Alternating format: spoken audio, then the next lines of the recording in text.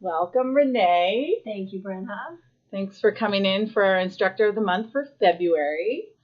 So, Renee, what are you celebrating right now? It's funny. I'm celebrating just life. I feel like a little thing on a tea bag right now, but no, I'm just celebrating my kids, my husband, my family. I'm super lucky that we're all healthy, and I don't have anything monumentous that's huge that I'm celebrating. I'm just celebrating every day, just being. Amazing. The present moment of life.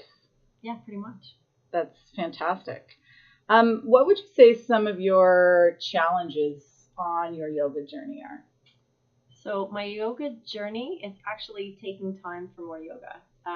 So I've learned to incorporate yoga into every day. So, whether it's baking, whether it's just taking time, having a hot bath, but the actual yoga practice, I try not to be so hard on myself because that's the whole beauty of it, right? Yoga doesn't have to be in a class, in a studio, on a mat.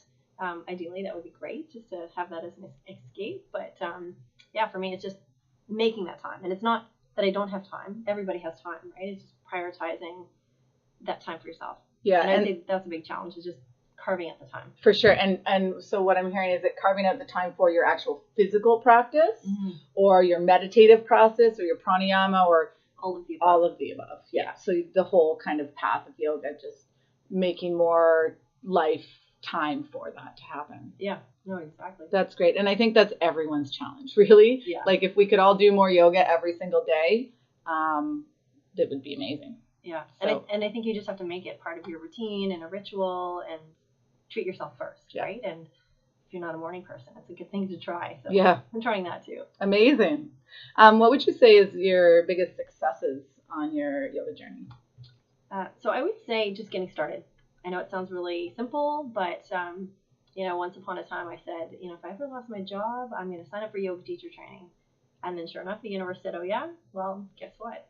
So after a 14-year job and 2 kids and living in the country here in Ottawa, that happened one Wednesday morning. And I said, well, universe, I guess it's going to happen, right? So I signed up for 200-hour yoga teacher training, did that, which was really life-changing. I really got to know a lot about myself and the world around me, and really had to put things into perspective. So that was awesome. And then I did the 30-hour training and some mindfulness training here, which is great. And I find the more you get involved in it, the more infectious it is, right? You want to do more. So it's for sure. Keep going. Along with that, with the yoga, with the practice, with the journey comes the community as well, which is a really evolving, beautiful collaboration between people that have the like-minded values, right? And you can find that too, that same kind of tribe feeling that we have here. You find it across the city in every country that you go to. So I've been really lucky that I tap into that community, the yoga community, wherever I go for traveling for work or for personal, and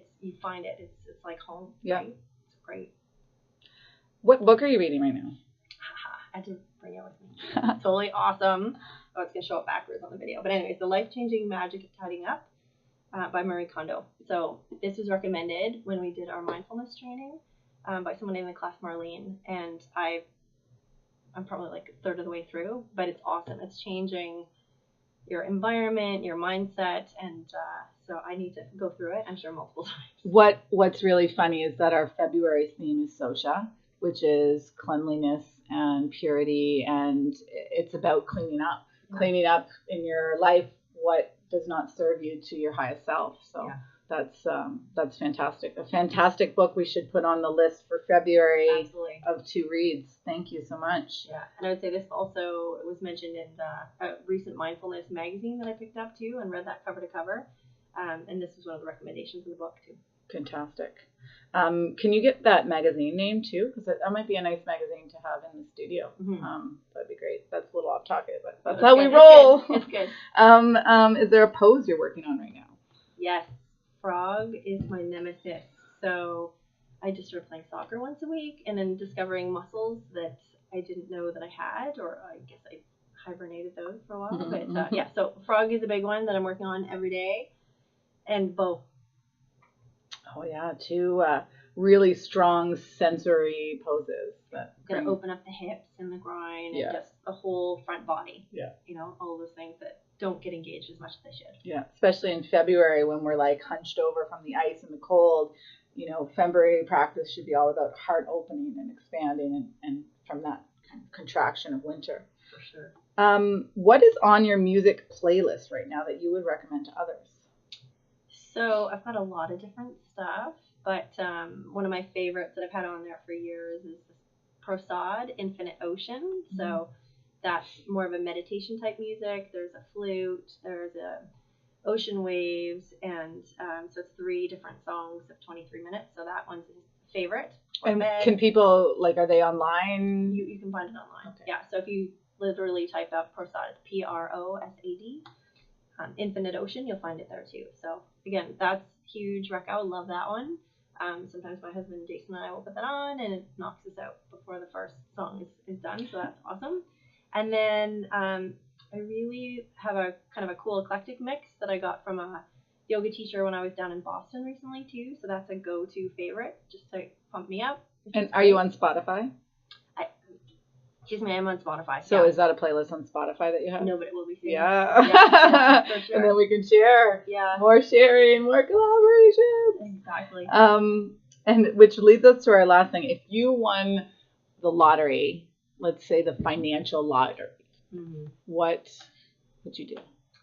So I always say if I have $1 bajillion, I don't know what that magic number is, but it's infinite, right? So probably pay off the house mortgage and, some of those financial things, but I would love to do a little bit more traveling and have a yurt with all the windows and the fireplace and put it in the forest between our place and my sister's, just as a place to go to, right? A little R&R type of place in the middle of the woods. Yeah, you have quite a bit of land on your property. We do. Yeah. So that would be like a little secret place to check out. Loving it. Yeah. Well, thank you so much for joining us, Renee. And Renee doesn't have a scheduled class yet. We are trying to get her in here, but she does supply often. So come on in and meet Renee. Thanks so much. Great. Thank you. Have a great day. Namaste. Namaste.